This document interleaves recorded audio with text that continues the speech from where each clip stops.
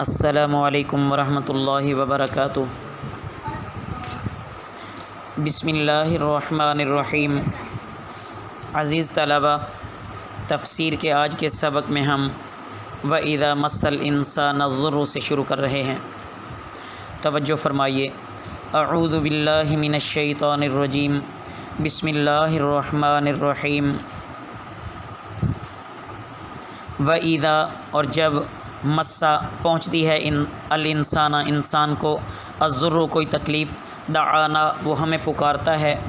لجنبہ اپنے پہلو پر، او قاعدا یا بیٹھا ہوا، او قائما یا کھڑا ہوا، فلما پھر جب، کشفنا ہم دور کر دیں، عنہ اس سے، ضرہ اس کی تکلیف، مرہ چل پڑا، کألم گویا کہ، لم یدعونا ہمیں پکارا ہی نہ تھا، الی ضر کسی تکلیف میں، مسہ اسے پہنچی، کذالک اسی طرح، زینا بھلا کر دکھایا، للمسرفین حد سے بڑھنے والوں کو، ما کانوا یعملون جو وہ کرتے تھے۔ اس آیت مبارکہ میں انسان کی احسان فراموشی بیان کی گئی ہے کہ اول تو انسان خود عذاب طلب کرتا ہے اور برائی اپنی زبان سے مانگتا ہے،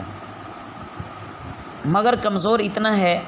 کہ جب اسے تکلیف پہنچتی ہے اور مصیبت آتی ہے تو سارا اس کا غرور ختم ہو جاتا ہے۔ پھر وہ ہر لمحے جب مصیبت اس کو رہتی ہے تو وہ اللہ کو یاد کرتا ہے، پھر جب تکلیف ہٹا دی جاتی ہے تو وہ یوں ہو جاتا ہے، یوں بھول جاتا ہے جیسا کہ کبھی کچھ ہوا ہی نہیں تھا، وہ پھر اسی اپنی آکڑ میں آ جاتا ہے۔ تو یہاں پر کفار مکہ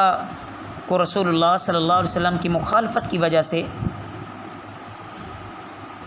جب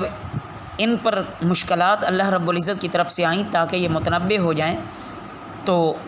اس وقت یہ اپنے بتوں کو بھول بیٹھے اور اللہ کو یاد کرنے لگے، اور جب ان سے وہ ہٹ جاتی ہے تکلیف تو یہ دوبارہ اپنے بتوں کی پوجا کرنے لگ جاتے ہیں۔ بہرحال کافر انسان مصیبت کے وقت بے صبرہ اور ناشکرہ ہو جاتا ہے، تکلیف کے وقت اسے اللہ یاد آتا ہے اور آسانی کے وقت اسے اللہ بھول جاتا ہے، اس وقت وہ اپنے بتوں کو سب کچھ سمجھنے لگ جاتا ہے۔ لیکن مومن کی شان یہ ہے کہ رنج اور مصیبت کی حالت میں ایسا جذبہ ہونا چاہیے کہ ایک اللہ کی ذات ہے جو میرا یہ دکھ دور کر سکتی ہے، اور جب اللہ کی طرف سے آسانی آ جائے تو اس میں بھی اللہ رب العزت کا شکر ادا کرنا چاہیے کہ اللہ رب العزت نے اپنے فضل سے ہمیں یہ نعمت عطا فرمائی ہے۔